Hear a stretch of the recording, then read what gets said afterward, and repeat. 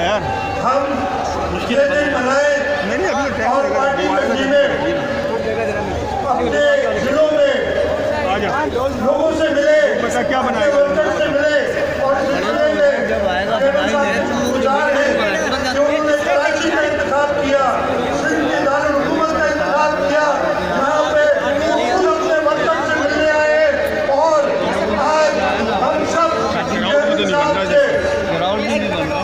Party के 55 साल एक मिनट वो झंडे को देख रहा हूँ। उनके विजन और उनकी राय सुनने के लिए सब बेचे हैं। जैसे शहीद ने कहा ज़्यादा वक्त नहीं लेंगे, चेयरमैन साहब हम सब मुंतज़िर हैं।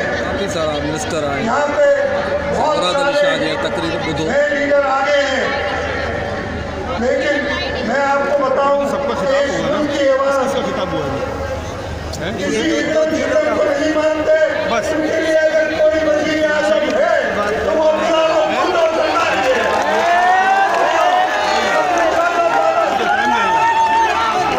ऑडियंस होना है क्या?